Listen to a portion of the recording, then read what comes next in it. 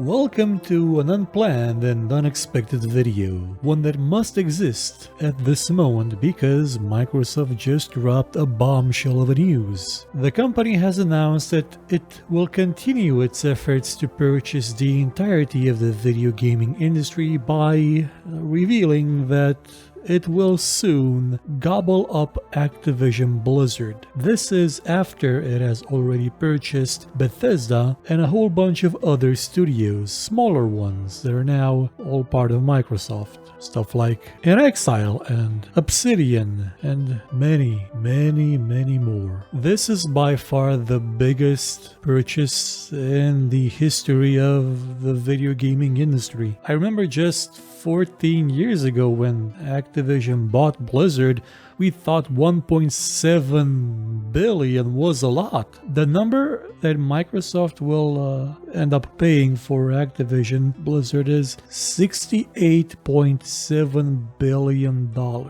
68 billion, not 6.8 billion. 68 billion. That's enough money to build 130 bridges over the Danube and embezzle billions while still getting the bridges made. Like without skimping a dime on the actual bridges, just gobbling up extra money. We're getting a bridge built around here and, corruption's a thing. So it's a thing. But it's not just the audacity of the number itself, of that sum, that inconceivable sum that makes you wonder that, hey, maybe money is fake. I mean, 68 billion, geez, for what? For Overwatch and Call of Duty? 68 billion? Are you insane? Is the world insane? Well, yeah, considering that Apple's market cap is now nearing $3 trillion. When I was still covering tech news as my day job, it was around 1 trillion, and there was a big deal about who would be the first to 1 trillion, and Apple was, and Microsoft was, I think, or Google, or anyway, there was a thing back then. Now 1 trillion is nothing.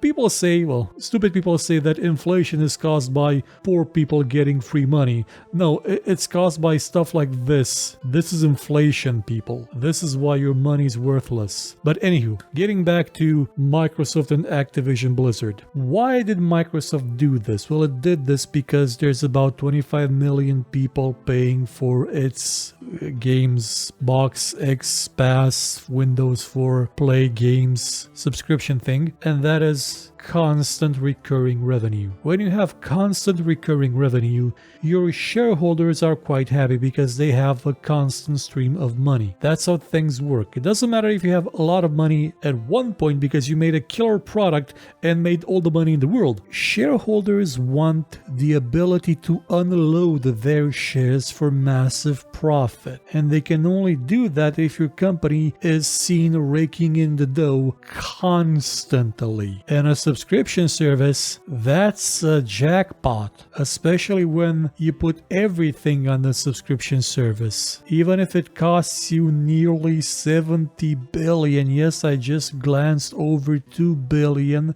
as an insignificant sum. Well, 1.3, but you get the deal. So what's gonna happen now? Well, the Activision games will come to Game Pass. Probably all of them. That's phase 1. Phase 2 will be that those games will probably not land on the PlayStation anymore, which leaves Sony in a bit of a pickle because it will be losing a lot of games. It will become the next Nintendo. Hopefully not the next Sega, probably not the next Sega, but the next Nintendo, a company that relies mostly on its own first-party titles. And it has those in spades. It's got Spider-Man, God of War, Rise. Okay, they're all on PC now, minus Spider-Man currently. But it will need to develop its own IP more than it has in the previous years. It will probably need to gobble up some studios as well, and judging by what happened with Activision Blizzard, they would need to gobble up something big. Maybe Capcom, maybe Platinum Games and a bunch of other studios. It will need something to keep its platform alive with exclusive content. That's where things are at. Exclusive content. While they they have been publishing their games on PC as well. They even bought Nixes to port their games, which is why the Final Fantasy VII port is so trash. It wasn't done by Nixes. Nixes used to do all of Square Enix's ports, all of them, and they were doing it well. Square Enix also a good candidate to gobble up by either Sony or Microsoft. Their thing there, they would be a bit too stubborn to get bought out. But those ports, those PC ports, are mainly a commercial for PlayStation because we get them a few years late and we don't get them in the, I wouldn't say original version, but the platform itself does have a few advantages that the PC version will not, like the haptic feedbacks in the exclusive game pads that you could buy a gamepad and maybe have that, or the Oriole 3D experience of, you know, the positional sound, which I'm not sure if you can actually do that on PC if it's built into the games. If it is built into the games, it would be nice. Otherwise, if it relies on the actual, well, I do think it does rely on the audio encoder in the console itself. But anyway, Sony will need to increase its efforts to survive because losing Call of Duty is a big thing. Call of Duty is its own mini industry, if you will. Microsoft really wouldn't necessarily care if they didn't have the revenue from the PlayStation anymore, because again, they will have the subscriptions and the ever dwindling competition. That actually is a bit of a problem if you think about it a bit. They just bought the biggest third-party game publisher in the industry. Well, they will buy it. Red lights and alarm bells should be going off at every free trade and, you know, fair market governing bodies on the planet. This is the equivalent of Nvidia buying ARM, and that is not going down well so far. There will be, at least I hope there will be, some regulatory components involved, because such a big purchase has the potential of absolutely ruining the market. I don't say this because I don't have faith in Phil Spencer. He's actually the only reason why I am excited that this is happening, that this may actually lead to something good. But Microsoft did this before. They did this when they launched the Xbox. They bought as many studios as they could, and then they absolutely shat all over them and on the PC, for which those developers used to make games, but they weren't doing them anymore. They were making games for the Xbox, and most of those developers are gone, destroyed, annihilated, bombarded from high orbit, scorched earth, and then Thanos snapped. That's what Microsoft used to do. And if something happens to Phil Spencer, I don't mean if he gets hurt or something, but if something happens politically inside Microsoft and he gets the boot, things will go drastically bad, or at least have the potential of going incredibly horribly bad, incredibly horribly quickly, for incredibly horribly all of us. I mean, in games, it's fundamentally just a hobby of entertainment.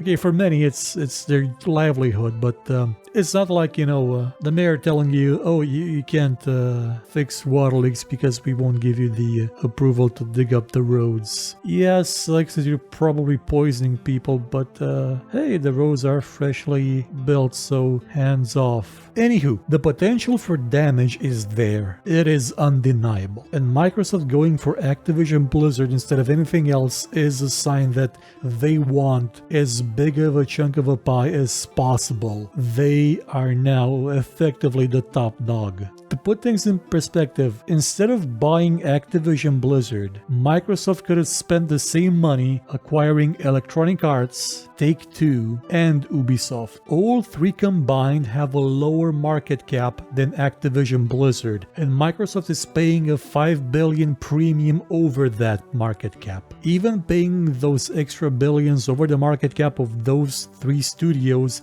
would have led to them spending less money, but they did not want to spend less money. They wanted Activision-Blizzard, because Activision-Blizzard has a lot of components. And not just in terms of, you know, Blizzard, you know, the Diablos, the World of Warcrafts, the whenever Overwatch 2 gets launched, and Warcraft 3, god, what a shit show that was. The reforged version, I mean, which is now being remade, the campaign, I mean, by a guy, like a random guy on the internet, because no one at Blizzard actually cared about it. It got Call of Duty, which is one of the biggest things in gaming. It's the default dude bro gamer game. Had it made the purchase a couple of years ago, it would have gotten Destiny as well. It also got King, you know, that mobile game developer that makes all the money. They have so much right now that it is downright scary. But there is perhaps an upside here.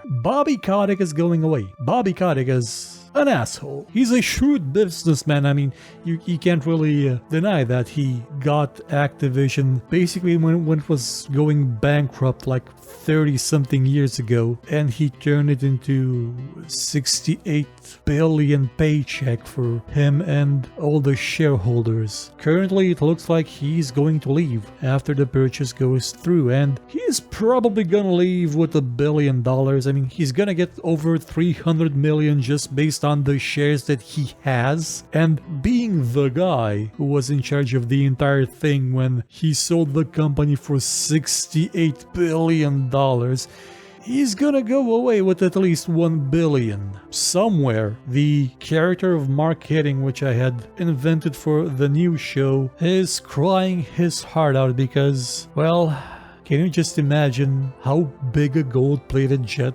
Bobby Kotick could now make? Now, all this money was made off the backs of everybody working there. You know, some of the people were not being paid enough to actually be able to live in a house, so they lived in their car in the parking lot.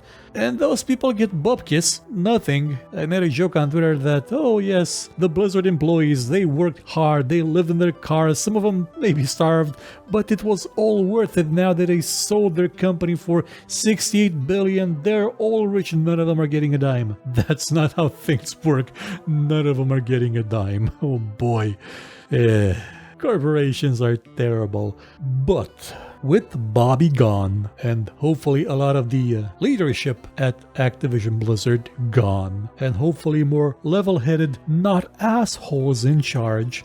Okay, it's still Microsoft. Even with Phil Spencer there, they do have a high quota of assholes as well, and maybe we can hope that they're not as terrible as the people at Activision currently, because if they're not as terrible, who knows what will happen. Maybe we'll get a proper remake of Warcraft 3. Maybe we'll get, Diablo 4 that isn't shit. Maybe we'll get Warcraft 4. I mean, hey, they're making Age of Empires 4. They've actually released it somewhat. I think it's out. So anyway, what are the odds of them digging up older IP that people used to be excited for? Not just Tony Hawk, but what about Prototype? I mean, a few, like at least 2 of the people that worked on Prototype are still alive somewhere within Activision-Blizzard, chained up and being flogged daily while they make Call of Duty DLC until their eyes bleed. Hey, they could make Prototype 3 or just Prototype 2, where it's actually a sequel to Prototype 1, not some side story doesn't make a lot of sense. I mean, Alex was the Blacklight virus. He saved the city when he could have just, abandoned it and gone somewhere else and eat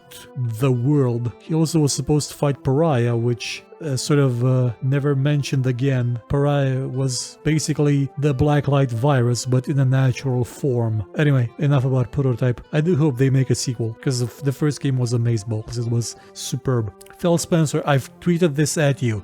Prototype 3, and who knows what else could happen. I mean, now that I think about it, there is some common IP between Microsoft and Activision that has been a bit uncertain in the last couple of decades, like every MechWarrior game. Yeah, the rights are currently like for 2 or 3 more years with Piranha Games, who I hope they get a chance to make MechWarrior 6 with the clan invasion, but the back catalog is stuck in limbo somewhere. Now it wouldn't. Now it could be available. And well, Raven Software, another company that's been stuck chained actually to their desk, being flogged while they make Call of Duty DLC. They're a great developer, and now they're in the same company as id Software and Machine Games, and they could make a Wolfenstein. I'm not sure exactly how Microsoft will go forward with its gigantic structure of a mega corporation, but since all the IP is under one roof, they could mix and match developers, you know, get them to do things that they were previously amazeballs at, and could be profitable too. Can you just imagine another FPS made by Raven? It would be astonishing to see, to live in such a world. I mean, provided that such a world still exists, where the people that used to make great FPS games are still at Raven and have not left or turned to ashes. And hey, Microsoft now owns Toys for Bob too, and maybe they'll let them work on that Star Control 2 sequel that there was a bit of a hubbub about a while ago, with those things got worked out and nobody's mad at each other anymore, which is nice. Toys for Bob made a Skylander Series 2, which made like bajillions of billions of dollars and then got driven to the ground, much like Guitar Hero and every other thing that Bobby Kotick, to be fair, he brought to light and then milked to death. But hey, he's gonna be out of the company soon, and according to recent news, like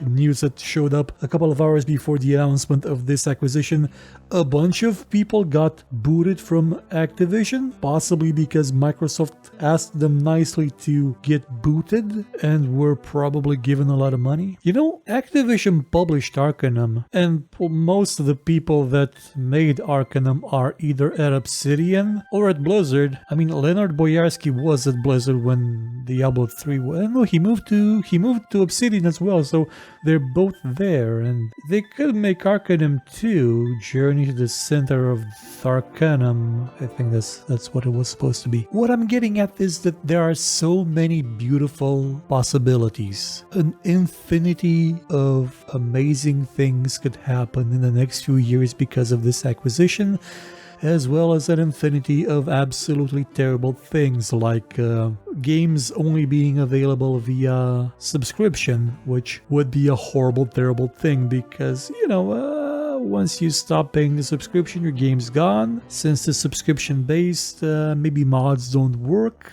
maybe other stuff doesn't work, you wouldn't be owning your games at all if things go this way for too long and people get ideas of how to better improve revenue from this business model. Darkness, 1,000 years or more is a possibility, but for the foreseeable, well, not foreseeable, for the immediate future, things could turn out well. Things could be okay. And hopefully in the long run, as much of it as any of us have left in this increasingly hostile world, things won't be bad, hopefully. I mean, what are the chances of us getting games for Windows Live 2? Well, if they buy Ubisoft, they may just give us Uplay again, and that would be it. What do you folks think the future will mean for us now that Activision plans to enter the great Microsoft family? Now that Blizzard will be in the same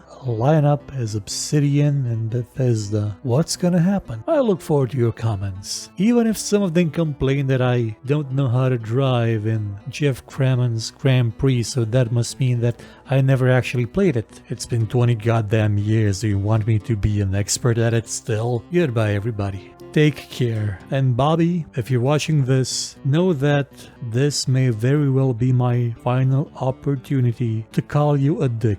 I've been saying it since 2009, and in spite of what John Carmack says, I still think you're a dick. Then again, I could switch to reviewing movies. He's probably gonna show up in some other Brad Pitt movie down the line. Because he's been in one, you know, right? He's been in a Brad Pitt movie. That Moneyball thing. I don't know why. I mean, he paid to be there, I guess. Good night, everybody.